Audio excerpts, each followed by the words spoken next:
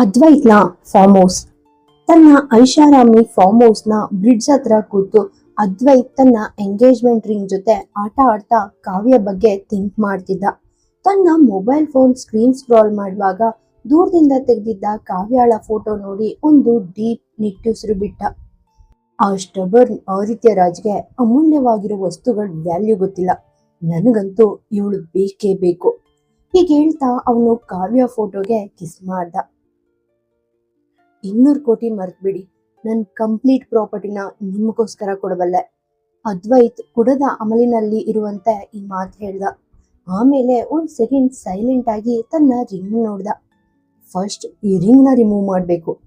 ಅವನು ಉಂಗುರವನ್ನ ಬೆರಳಿನಿಂದ ಹೊರಗೆ ಎಳೆಯೋಕೆ ಸ್ಟಾರ್ಟ್ ಮಾಡ್ದ. ಆ ರಿಂಗ್ ಅವನ ಬೆರಳಿನಿಂದ ಜಾರಿ ಹೋಗಿ ಯಾರದೋ ಬ್ರ್ಯಾಂಡೆಡ್ ಶೂ ಪಕ್ಕದಲ್ಲಿ ನಿಂತಿತು. ಅದ್ವೈತ್ ಎದ್ದು ನಿಂತು ತನ್ನ ಎದುರುಗಿರೋ ಪರ್ಸನ್ ನೋಡಿ ಪೂರ್ತಿ ಶಾಕ್ ಆದ.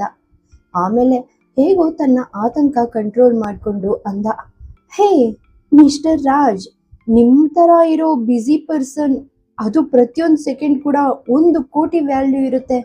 ಅಂಥದ್ರಲ್ಲಿ ನಮ್ಮಂತ ಬಡವ್ರ ಹತ್ರ ಯಾಕೆ ಬಂದಿದ್ದೀರಾ? ಆದಿತ್ಯ ಅವನನ್ನ ತುಂಬಾ ಕೋಲ್ಡ್ ಆಗಿ ನೋಡ್ತಾ ನೆಲದ ಮೇಲೆ ಬಿದ್ದಿದ್ದ ಆ ಉಂಗುರವನ್ನ ನೋಡ್ದ. ಅವನು ಅದನ್ನ ಕೈಗೆತ್ಕೊಂಡು ಇಂಟ್ರೆಸ್ಟ್ ಇಂದ ಚೆಕ್ ಮಾಡೋಕೆ ಸ್ಟಾರ್ಟ್ ಮಾಡ್ದ. ಆದಿತ್ಯ ಅವನ ಕಡೆಗೆ ನೋಡಿ ಅಂದ, ಆದಿತ್ಯ ರಾಜ್ ವೈಫ್ಗೆ ಫೈನಾನ್ಷಿಯಲಿ ಸಪೋರ್ಟ್ ಮಾಡೋ ಕೆಪಾಸಿಟಿ ಇರೋ ಪರ್ಸನ್ ಯಾವತ್ತೂ ಬಡವನಾಗಿರೋಕೆ ಸಾಧ್ಯನೇ ಇಲ್ಲ. ಹೀಗೆ ಹೇಳ್ತಾ ಅವನು ಅದ್ವೈತ್ ಕಡೆ ನೋಡ್ದ. ಅವನ ಕಣ್ಣುಗಳಲ್ಲಿ ಬೆಂಕಿ ಉರಿಯೋ ತರಹದ ಒಂದು ಆಕ್ರೋಶ ಇತ್ತು. ವಿಷಯ ಚೇಂಜ್ ಮಾಡೋಕೆ ಟ್ರೈ ಮಾಡ್ತಾ ಅದ್ವೈತ್ ಆ ರಿಂಗ್ ಇಸ್ಕೊಳ್ಳೋಕೆ ಕೈ ಚಾಚ್ದ. ಓ ಸಾರಿ, ಅದು ಜಸ್ಟ್ ನನ್ನ ಕೈಯಿಂದ ಸ್ಲಿಪ್ ಆಯ್ತು ಅಷ್ಟೆ. ಅದ್ವೈತ್ ತುಂಬಾ ನಾರ್ಮಲ್ ಆಗಿ ಹೇಳ್ತಾ ಉಂಗುರ ಕೇಳ್ದ. ಆದಿತ್ಯ ಒಂದು ಸಣ್ಣ ಸ್ಮೈಲ್ ಕೊಟ್ಟು ಅಂದ, ಇತ್ತೀಚಿನ ದಿನಗಳಲ್ಲಿ ನೀನು ನಿನ್ನ ಓನ್ ಮ್ಯಾಟರ್ಸ್ಗಿಂತ ಬೇರೆಯವ್ರ ವಿಷಯಗಳ ಮೇಲೆ ಸ್ವಲ್ಪ ಜಾಸ್ತಿನೇ ಕಾನ್ಸಂಟ್ರೇಟ್ ಮಾಡ್ತಿದ್ಯಾ ಅನ್ಸತ್ತೆ ಮಿಸ್ಟರ್ ಕಶ್ಯಪ್. ಆದಿತ್ಯ ತುಂಬಾ ಸರ್ಕಾಸ್ಟಿಕ್ ಆಗಿ ಹೇಳಿದ್ರು. ಅವನ ವಾಯ್ಸ್ ನಲ್ಲಿರೋ ಆ ಇಂಟೆನ್ಸಿಟಿ ನೋಡಿ ಅದ್ವೈತ್ಗೆ ಅವನ ಇಂಟೆನ್ಷನ್ ಪೂರ್ತಿ ಅರ್ಥ ಆಯ್ತು. ಆದಿತ್ಯ ಆ ಉಂಗುರವನ್ನ ಅವನ ಹತ್ರ ಚಾಚಿ ಅಂದ, ಮಿಸ್ಟರ್ ಕಶ್ಯಪ್, ಹೀಗೆಲ್ಲ ಮಾಡಬೇಡ. ನೀನು ಬೇರೆಯವ್ರ ವಸ್ತುಗಳ ಮೇಲೆ ಕಣ್ಣು ಹಾಕಿದ್ರೆ ನಿನ್ ಸ್ವಂತ ವಸ್ತುಗಳನ್ನೇ ನೀನು ಲಾಸ್ ಮಾಡ್ಕೋಬೇಕಾಗತ್ತೆ. ಆದಿತ್ಯ ಇಷ್ಟೇಳಿ ಪೂರ್ತಿ ಕೋಲ್ಡ್ ಲುಕ್ ಕೊಟ್ಟು ಅಲ್ಲಿಂದ ಹೊರಡೋಕೆ ಸ್ಟಾರ್ಟ್ ಮಾಡ್ದ. ನನ್ನ ಈ ಬಿದ್ದ ಉಂಗುರವನ್ನ ರಿಟರ್ನ್ ಕೊಡೋದಕ್ಕೆ ಮಾತ್ರ ನೀನು ನಿನ್ನ ಇಷ್ಟೊಂದು ಪ್ರೀಶಿಯಸ್ ಟೈಮ್ ವೇಸ್ಟ್ ಮಾಡ್ಕೊಂಡು ಇಲ್ಲಿ ಖಂಡಿತ ಬಂದಿರಲ್ಲ ಅಲ್ವಾ? ಆದಿತ್ಯ ಅವನನ್ನ ಸ್ಟಾಪ್ ಮಾಡಿ ವ್ಯಂಗ್ಯವಾಗಿ ಕೇಳ್ದ. ಆದಿತ್ಯ ಅಲ್ಲೇ ನಿಂತು ಅವನನ್ನ ನೋಡಿ ತುಂಬಾ ಲೋ ವಾಯ್ಸ್ ನಲ್ಲಿ ಅಂದ, ನಾನಿಲ್ಲಿಗೆ ಏನ್ ಹೇಳೋಕ್ ಬಂದಿದ್ದೀನಿ ಅಂತ ನಿನಗೆ ಆಲ್ರೆಡಿ ಚೆನ್ನಾಗಿ ಅರ್ಥ ಆಗಿದೆ ಮಿಸ್ಟರ್ ಕಶ್ಯಪ್.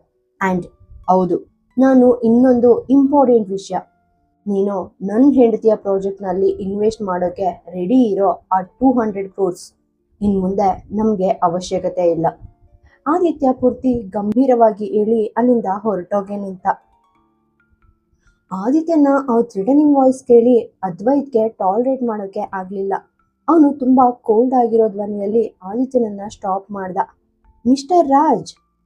ಆದಿತ್ಯನ ಹೆಜ್ಜೆಗಳು ಅಲ್ಲಿಗೆ ನಿಂತ್ವು, ಆದ್ರೆ ಅವನು ವಾಪಸ್ ತಿರುಗಿ ನೋಡ್ಲಿಲ್ಲ. ರಾಜ್ ಇಂಡಸ್ಟ್ರೀಸು ಇಂಡಿಯಾದ ಲೀಡಿಂಗ್ ಕಂಪ್ನಿಗಳಲ್ಲಿ ಒಂದು ಅನ್ನೋದನ್ನ ನಾನು ಒಪ್ಕೊಳ್ತೀನಿ. ಆದ್ರೆ ಕಶ್ಯಪ್ ಗ್ರೂಪ್ ಆಫ್ ಕಂಪ್ನೀಸ್ ಕೂಡ ಏನೂ ಕಡಿಮೆ ಇಲ್ಲ. ಹೀಗೆ ಹೇಳ್ತಾ ಅವನು ತನ್ನ 2 ಕೈಗಳನ್ನ ಪಾಕೆಟ್ ಒಳಗೆ ಇಟ್ಕೊಂಡು ಆದಿತ್ಯನ ಕಡೆ ಓರೆಯಾಗಿ ನೋಡ್ದ. ಮಿಸ್ಟರ್ ರಾಜ್, ನೀನ್ ಇದನ್ನ ಅರ್ಥ ಮಾಡ್ಕೊಂಡಿದ್ಯಾ ಅಂತ ಅನ್ಕೊಳ್ತೀನಿ. ಅದಕ್ಕೆ ನಾನು ನನ್ನ ಮಾತನ್ನ ವಾಪಸ್ ತಗೊಳ್ಳೋಕೆ ಸಾಧ್ಯ ಇಲ್ಲ. ಹೇಗಿದ್ರೋ ಎಲ್ಲ ಅಫಿಷಿಯಲ್ ಫಾರ್ಮಾಲಿಟೀಸ್ ಆಲ್ರೆಡಿ ಮುಗ್ದು ಹೋಗಿದೆ.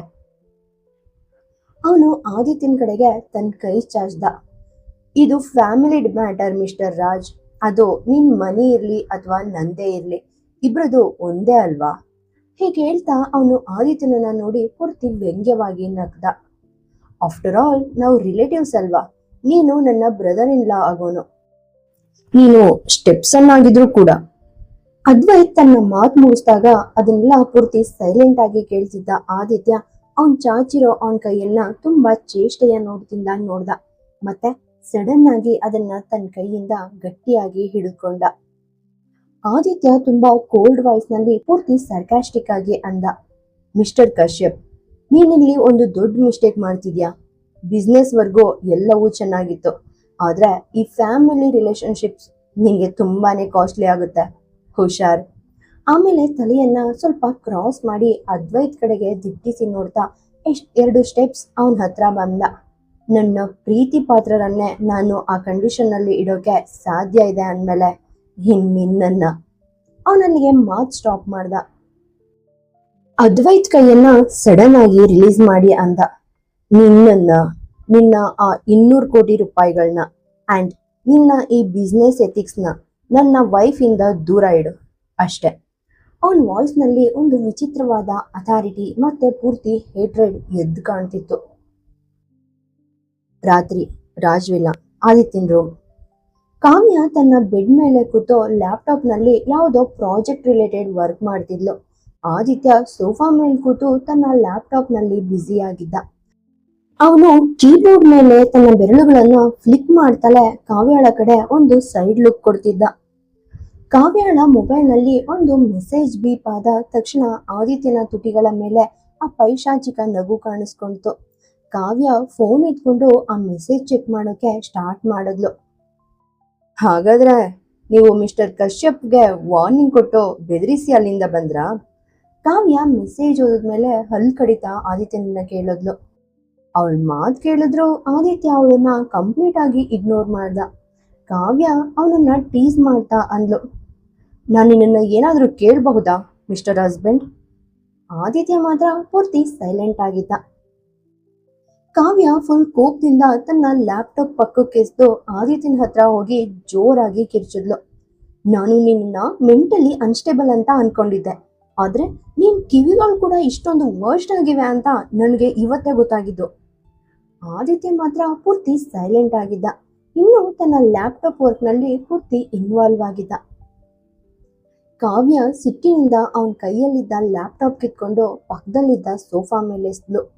ಆದಿತ್ಯ ಅವಳನ್ನ ತುಂಬಾ ಚೇಷ್ಟೆಯಿಂದ ನೋಡ್ತಾ ಅಂದ, ಮ್ಯಾಟರ್ ಏನು ವೈಫಿ? ನಿನ್ಗೆ ನನ್ನಿಂದ ದೂರ ಇರೋಕೆ ಸಾಧ್ಯನೇ ಇಲ್ಲ ಅನ್ಸುತ್ತೆ.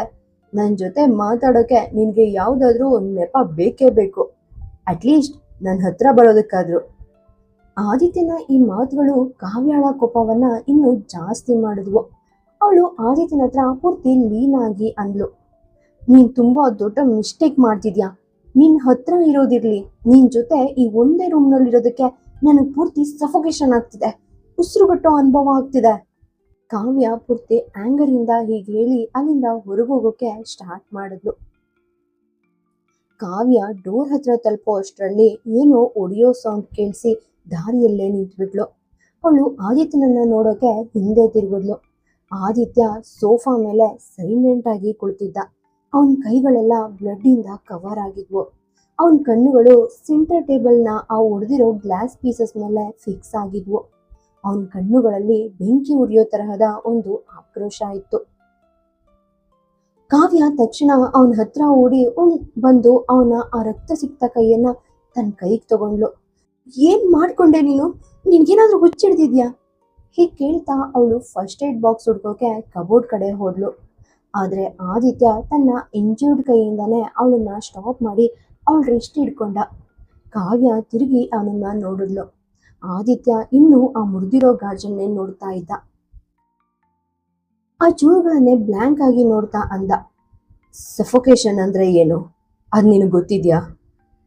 ಆದಿತ್ಯನ ಮಾತು ಕೇಳಿದ ತಕ್ಷಣ ಇದೆಲ್ಲ ಯಾಕೆ ನಡೀತಿದೆ ಅಂಡ್ ಅವಳು ಏನ್ ಮಾತಾಡಿದಾಳೆ ಅನ್ನೋದು ಕಾವ್ಯಗೆ ರಿಯಲೈಸ್ ಆಯ್ತು. ಅವಳು ಕೋಪದಲ್ಲಿ ಆ ಮಾತು ಹೇಳಿದ್ರು ಅದು ಆದಿತ್ಯನ್ಗೆ ತುಂಬಾ ಹರ್ಟ್ ಮಾಡಿತ್ತು. ಅವಳು ತನ್ನ ಮಾತನ್ನ ಕಂಪ್ಲೀಟ್ ಮಾಡೋಕೆ ಹೋದ್ಲು.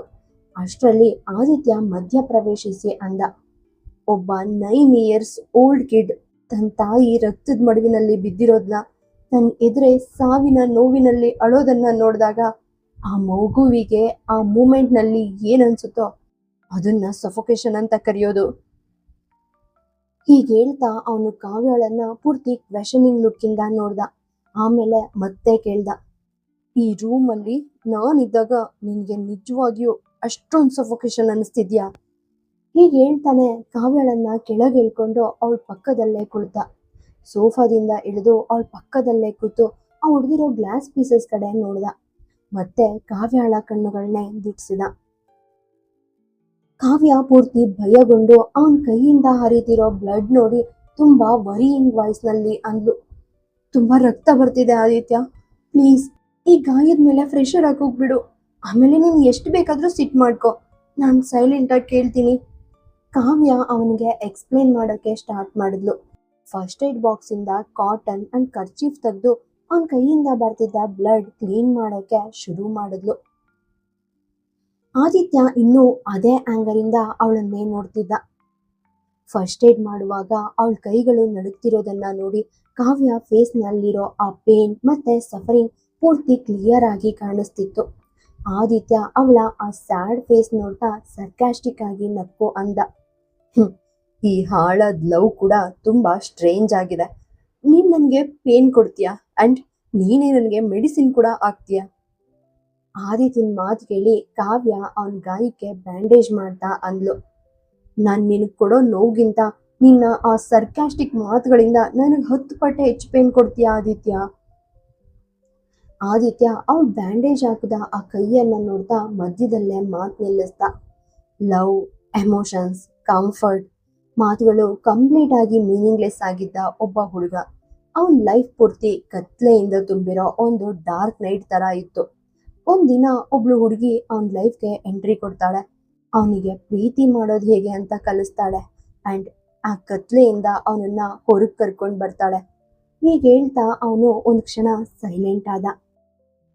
ಕಾವ್ಯಳ ಮೆಸ್ಸಿ ಹೇರ್ ಸ್ಟೈಲ್ ಸರಿ ಮಾಡ್ತಾ ಆ ಗಾಯಗೊಂಡ ಕೈಯಿಂದಲೇ ಆ ಕೂದಲನ್ನ ಅವಳ ಇಯರ್ಸ್ ಹಿಂದೆ ಸರಿಸ್ದ. ಪೂರ್ತಿ ಕೋಲ್ಡ್ ಕಣ್ಣುಗಳಿಂದ ಅವಳನ್ನ ನೋಡ್ತಾ ಅಂದ, ಆದ್ರೆ ಒಂದಿನ ಅದೇ ಹುಡುಗಿ ಅವನನ್ನ ಇನ್ನೂ ಆಳ್ವಾದ ಕತ್ಲೆಗೆ ತಳ್ತಾಳೆ, ಅವನನ್ನ ಇನ್ನೂ ಹೆಚ್ಚಾಗಿ ಬ್ರೇಕ್ ಮಾಡ್ತಾಳೆ. ಕಾವ್ಯ ತನ್ನ ಕೈಯನ್ನ ಅವನ ಮುಖದ ಕಡೆ ತಗೊಂಡು ಹೋಗೋಕೆ ಸ್ಟಾರ್ಟ್ ಮಾಡಿದ್ಲು.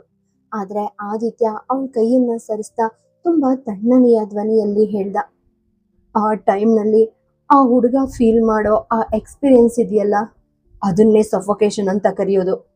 ಹೀಗೆ ಹೇಳ್ತಾ ಅವನು ಕಾವ್ಯಳನ್ನ ತನ್ನ ಕಡೆಗೆ ಹೇಳ್ಕೊಂಡು ಆ ಮುರಿದಿರೋ ಗ್ಲಾಸ್ ಪೀಸಸ್ ಕಡೆ ತೋರಿಸ್ದ. ನನ್ನ ಲೈಫಲ್ಲಿ ನಾನು ಅಪಾರವಾಗಿ ಪ್ರೀತಿಸ್ತಿದ್ದ 2 ಪರ್ಸನ್ಸ್ ಇದ್ರು. ಆದಿತ್ಯ ಇದನ್ನ ಹೇಳಿ ಸ್ಟಾಪ್ ಮಾಡ್ದ. ತನ್ನ ಆಂಗರ್ ಕಂಟ್ರೋಲ್ ಮಾಡ್ಕೊಂಡು ಒಂದು ಡೀಪ್ ಬ್ರೇಕ್ ತಗೊಂಡ. ಅವರಿಬ್ರು ನನ್ನನ್ನ ಕಂಪ್ಲೀಟ್ ಆಗಿ ಮುರಿದ್ಬಿಟ್ರು. ಅವನು ಕಾವ್ಯಳನ್ನೇ ದಿಟ್ಟಿಸಿ ನೋಡ್ದ. ಅವನ ಕಣ್ಣುಗಳು ಬ್ಲಡ್ ಬಂದಾಗೆ ಕೆಂಪಾಗಿದ್ವು ಅಂಡ್ ಆ ಕಣ್ಣುಗಳಲ್ಲಿ ಕಣ್ಣೀರು ಆಮ್ಲದ ತರ ಹೊಳಿತಾ ಇದ್ವು. ಕಾವ್ಯ ಅವನನ್ನ ತುಂಬಾ ಇನ್ನೋಸೆಂಟ್ ಆಗಿ ನೋಡೋಕೆ ಸ್ಟಾರ್ಟ್ ಮಾಡಿದ್ಲು. ಅವನ ಹತ್ರ ಹೋಗಿ ತನ್ನ 2 ಕೈಗಳಿಂದ ಅವನ ಫೇಸ್ ಹಿಡಿದು ಪ್ರೀತಿಯಿಂದ ಅಂದ್ಲು, ಸಾರಿ. ಅವಳು ಸ್ವಲ್ಪ ಮುನಿಸಿನಿಂದಲೇ ಹೇಳಿದ್ಲು, ನಾನು ಆದಿತ್ಯ ರಾಜ್ ವೈಫ್, ಸಿಟಿ ಯಾವಾಗ್ಲೂ ನನ್ನ ಮೂಗಿನ ಮೇಲೆನೆ ಇರುತ್ತೆ ಅಷ್ಟೇ. ಹೀಗೆ ಹೇಳ್ತಾ ಅವಳು ಅವನ ಮುಖವನ್ನ ತನ್ನ ಕೈಗಳಿಂದ ಕವರ್ ಮಾಡಿ ಅವನ ಲಿಪ್ಸ್ ಹತ್ರ ಹೋದ್ಲು, ಐ ಲವ್ ಯು. ಕಾವ್ಯ ಪೂರ್ತಿ ಹೇಳೋದ್ರ ಒಳಗಡೆ ಆದಿತ್ಯ ಅವಳ ಕೈಯನ್ನ ತನ್ನ ಮುಖದಿಂದ ಕಿತ್ ಹಾಕಿ full angry and cold voice ನಲ್ಲಿ ಅಂದ, ನನ್ ಸುತ್ತಲೂ ನಿನ್ಗೆ ಸಫೋಕೇಶನ್ ಆದ ಹಾಗೆ ಫೀಲ್ ಆಗುತ್ತೆ ಅಲ್ವಾ. ಹೀಗೆ ಹೇಳ್ತಲೇ ಅವನು ಕಾವ್ಯಳ ಆರ್ಮ್ಸ್ ಹಿಡಿದು ಅವಳನ್ನ ತನ್ನ ಕಡೆಗೆ ಫೋರ್ಸ್ ಆಗಿ ಎಳ್ಕೊಂಡ. ಆಮೇಲೆ ತನ್ನ ಪ್ರತಿಯೊಂದು ವರ್ಡ್ಗೂ ಸ್ಟ್ರೆಸ್ ಕೊಡ್ತಾ ಅಂದ, ಈಗ ನಿನ್ಗೆ ಸಫೋಕೇಶನ್ ಆದ್ರೂ ಸರಿ ಅಥವಾ ನೀನ್ ಸತ್ರೂ ಸರಿ, ಅದನ್ನ ನಾನು ಟಾಲರೇಟ್ ಮಾಡ್ತೀನಿ, ಅದು ಕೂಡ ಲೈಫ್ ಲಾಂಗ್.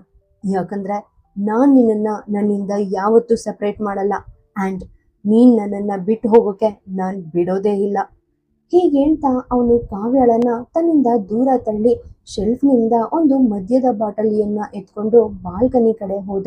ಬಾಟಲಿ ಓಪನ್ ಮಾಡಿ ಒಂದೇ ಬ್ರೇಕ್ನಲ್ಲಿ ಪೂರ್ತಿ ಬಾಟಲಿಯನ್ನ ಫಿನಿಶ್ ಮಾಡೋಕೆ ಸ್ಟಾರ್ಟ್ ಮಾಡ್ದ. ಅಫ್, ಈ ಮನುಷ್ಯನ್ಗೆ ಡ್ರಿಂಕ್ ಮಾಡೋಕೆ ಜಸ್ಟ್ ಒಂದು ಚಾನ್ಸ್ ಬೇಕಷ್ಟೆ. ಕಾವ್ಯ ತನ್ನ ಫೋರೆಡ್ ಮೇಲೆ ಕೈ ಇಟ್ಕೊಂಡು ಬೇಸರದಿಂದ ಹೇಳಿದ್ಲು. ಆದ್ರೆ ಆದಿತ್ಯನ ಮುಖದಲ್ಲಿ ಮಾತ್ರ ಒಂದು ವಿಚಿತ್ರವಾದ ಇವಿಲ್ ಸ್ಮೈಲ್ ಇತ್ತು. ಆದಿತ್ಯ ಬಾಲ್ಕನಿಯಲ್ಲಿ ನಿಂತಿದ್ದಾಗ ಕಾವ್ಯಳ ಮೊಬೈಲ್ ರಿಂಗ್ ಆಗೋ ಸೌಂಡ್ ಅವನಿಗೆ ಕೇಳಿಸ್ತು. ಕಾವ್ಯ ತುಂಬಾ ಪ್ರೊಫೆಷನಲ್ ಸ್ಟೈಲ್ನಲ್ಲಿ ಕಾಲ್ ಪಿಕ್ ಮಾಡಿ ಅಂದ್ಲು, hello mister Advait, how are you? ರಾತ್ರಿ ಇಷ್ಟೊಂದು ಲೇಟಾಗಿ ಕಾಲ್ ಮಾಡಿದ್ದೀರಾ? ಏನಾದರೂ ಅರ್ಜೆಂಟ್ ಮ್ಯಾಟರ್ ಇದೆಯಾ? It's on any emergency? Kavya ಫೋನಲ್ಲಿ ಮಾತಾಡೋದ್ರಲ್ಲಿ ಫುಲ್ ಬ್ಯುಸಿ ಆದ್ಲು. ಕಾವ್ಯಳ ಬಾಯಿಂದ ಅದ್ವೈತ್ ಹೆಸರು ಕೇಳಿದ ತಕ್ಷಣ ಆದಿತ್ಯ ಮತ್ತೊಮ್ಮೆ ತನ್ನ ವಾಚ್ ಚೆಕ್ ಮಾಡ್ದ. ಆಗ ಟೈಮ್ 10:45 ಆಗಿತ್ತು. ಅವನು ಪೂರ್ತಿ ಜ್ವಾಲಾಮುಖಿ ತರ ಸ್ಫೋಟ ಆಗೋ ಸಿಟ್ಟಿನಲ್ಲಿ ರೂಮ್ ಒಳಗೆ ಬಂದ ಮತ್ತೆ ಕಾವ್ಯಳ ಎದುರುಗಡೆನೆ ಬಂದು ನಿಂತ್ಕೊಂಡ. ಕಾವ್ಯ ಅವನನ್ನ ನೋಡಿನೂ ನೋಡ್ದ ಹಾಗೆ ಇಗ್ನೋರ್ ಮಾಡಿ ಫೋನ್ನಲ್ಲಿ ಮಾತಾಡ್ತಾನೆ ಇದ್ಲು. ಫೋನ್ ಕಟ್ ಮಾಡು. ಆದಿತ್ಯ ಅವಳನ್ನ ತುಂಬಾ ಕೋಲ್ಡ್ ಆಗಿ ನೋಡ್ತಾ ವಾರ್ನಿಂಗ್ ಕೊಟ್ಟ. ಕಾವ್ಯ ಜಸ್ಟ್ 1 ನಿಮಿಷ ವೇಟ್ ಮಾಡು ಅನ್ನೋ ತರ ಬೆರಳು ತೋರಿಸಿ ಅದ್ವೈತ್ ಜೊತೆ ಮಾತ್ ಕಂಟಿನ್ಯೂ ಮಾಡಿದ್ಲು. ಆದಿತ್ಯ ಫುಲ್ ಆಂಗರ್ ನಲ್ಲಿ ಕಿರ್ಚ್ದ. ಫೋನ್ ಕಟ್ ಮಾಡು ಅಂತ ಹೇಳ್ತಿದೀನಿ. ಕಾವ್ಯ ಅವನ್ನ ಕಂಪ್ಲೀಟ್ ಆಗಿ ಇಗ್ನೋರ್ ಮಾಡಿ ಬೆಡ್ ಕಡೆ ನಡ್ಕೊಂಡು ಬಂದು ಮಾತಾಡೋದ್ರಲ್ಲಿ ಬ್ಯುಸಿ ಆದ್ಲು. I will definitely kill you wifey ಅಂತ ಆದಿತ್ಯ ಕೋಪದಿಂದ ತನ್ನ ಮುಷ್ಟಿ ಬಿಗಿದ್ಕೊಂಡ. ಕಾವ್ಯ ಕೈಯಿಂದ ಆ ಫೋನ್ ಒಂದೇ ಏಟ್ಗೆ ಕಿತ್ಕೊಂಡ. ಅದನ್ನ ಎಸೆಯೋಕ್ ಹೋದಾಗ ಕಾವ್ಯ ಜೋರಾಗಿ ಕೂಗಿದ್ಲು, ಇದು ಮಿಸ್ಟರ್ ಕಶ್ಯಪ್ ಕಾಲ್ ಅಲ್ಲ, ಇನ್ಫ್ಯಾಕ್ಟ್ ಇದು ಯಾರ ಕಾಲ್ ಕೂಡ ಅಲ್ಲ. ಮಿಸ್ಟರ್ ಹಸ್ಬೆಂಡ್, ಮದ್ವೆ ಆದ ಈ 6 ಮಂತ್ಸ್ನಲ್ಲಿ ಆಲ್ರೆಡಿ 2 ಫೋನ್ ಮುರಿದಿದ್ಯಾ. ನಿನ್ಗೆ ಅಟ್ಲೀಸ್ಟ್ ಒಂದು ಗಿಫ್ಟ್ ಕೊಡೋಕ್ಕೂ ಯೋಗ್ಯತೆ ಇಲ್ಲ. ಇದನ್ನ ತುಂಬಾನೇ ಸ್ಯಾಡ್ ವಾಯ್ಸ್ನಲ್ಲಿ ಹೇಳ್ತಾ ಅವಳು ಆದಿತ್ಯನನ್ನ ಹಿಂದಿನಿಂದ ಪ್ರೀತಿಯಿಂದ ಹಗ್ ಮಾಡಿ ಶಾಂತಗೊಳಿಸಿದ್ಲು. ಅವನ್ ಬೆನ್ನಿನ ಮೇಲೆ ತನ್ನ ಮುಖ ಇಟ್ಟು ತುಂಬಾ ಇನ್ನೋಸೆಂಟ್ ಆಗಿ ಅಂದ್ಲು, ನಾನ್ ಜಸ್ಟ್ ನಿನ್ ಜೊತೆ ಪ್ರಾಂಕ್ ಮಾಡ್ತಿದ್ದೆ ಅಷ್ಟೇ. ಆದಿತ್ಯ ಅವಳ ಫೋನ್ ಓಪನ್ ಮಾಡಿ ಕಂಪ್ಲೀಟ್ ಆಗಿ ಚೆಕ್ ಮಾಡೋಕೆ ಸ್ಟಾರ್ಟ್ ಮಾಡ್ದ. ಆವಾಗ ಕಾವ್ಯ ತನ್ನ ಕೋಪವನ್ನ ಕಂಟ್ರೋಲ್ ಮಾಡ್ಕೊಂಡು ಅಂದ್ಲು, ಅಟ್ಲೀಸ್ಟ್ ಒಂದ್ಸಲ ಆದ್ರೂ ನನ್ನ ನಂಬು ಆದಿ. ನಾನು ಜಸ್ಟ್ ನಿನ್ನ ಅಟೆನ್ಷನ್ ಸೆಳೆಯೋಕೆ ಈ ರೀತಿ ಟ್ರೈ ಮಾಡಿದ್ದು ಅಷ್ಟೇ. ಆಮೇಲೆ ತನ್ನ ವಾಯ್ಸ್ ಸ್ವಲ್ಪ ಲೋ ಮಾಡಿ ಅಂದ್ಲು, ನಾನು ನಿನ್ನ ಸ್ವಲ್ಪ ಟೀಸ್ ಮಾಡ್ತಿದ್ದೆ ಅಷ್ಟೇ. ಹೀಗೆ ಹೇಳ್ತಾ ಅವಳು ಆದಿತ್ಯನ ಎದೆಯನ್ನ ತುಂಬಾ ಟೈಟ್ ಆಗಿ ಹಗ್ ಮಾಡ್ಕೊಂಡ್ಲು. ಆದಿತ್ಯ ಕಾವ್ಯಳ ಫೋನ್ ಬೆಡ್ ಮೇಲೆ ಎಸ್ದ ಮತ್ತೆ ಕಾವ್ಯಳ ಕೈಗಳನ್ನ ತನ್ನ ಕೈಗೆ ತಗೊಂಡು ತುಂಬಾ ಪ್ರೀತಿಯಿಂದ ಕಿಸ್ ಮಾಡಿ ಕಣ್ಮುಚ್ದ. ಕಾವ್ಯ ತುಂಬಾ ಸಾಫ್ಟ್ ಆಗಿ ಕೇಳಿದ್ಲು, ನಿನ್ ಸಿಟ್ಟು ಸ್ವಲ್ಪ ಏನಾದ್ರೂ ಕಡಿಮೆ ಆಯ್ತಾ ಮಿಸ್ಟರ್ ಆಂಗ್ರಿ ಯಂಗ್ ಮ್ಯಾನ್? ಹೀಗೆ ಹೇಳ್ತಾ ಅವಳು ನಕ್ಲು. ಆದಿತ್ಯ ಕಣ್ಮುಚ್ಕೊಂಡೆ ಅಂದ, ನನ್ನ ಕೋಪವನ್ನ ಕೂಲ್ ಮಾಡೋಕೆ ಇದು ಯಾವ ತರಹದ ವೇ ವೈಫಿ?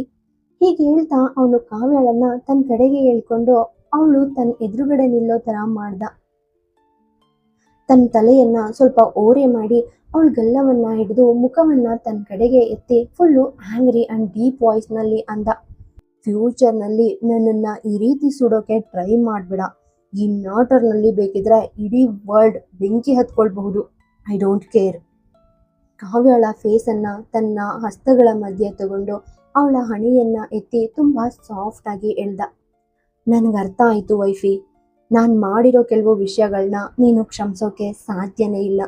ಆದ್ರೆ ನಾನು ನಿನ್ನಿಂದ ಸೆಪ್ರೇಟ್ ಆಗೋಕೆ ಅಥವಾ ನೀನನ್ನ ನನ್ನಿಂದ ಸೆಪ್ರೇಟ್ ಮಾಡೋಕೆ ಯಾರಿಂದಲೂ ಸಾಧ್ಯ ಇಲ್ಲ ಅನ್ನೋದು ಕೂಡ ಅಷ್ಟೇ ದೊಡ್ಡ ಸತ್ಯ. ಹೀಗೆ ಹೇಳ್ತಾ ಅವನು ಒಂದು ಲಾಂಗ್ ಬ್ರೇತ್ ತಗೊಂಡು ಕಾವ್ಯಳನ್ನ ತನ್ನ ತೋಳುಗಳ ಮಧ್ಯೆ ಎಳ್ಕೊಂಡ.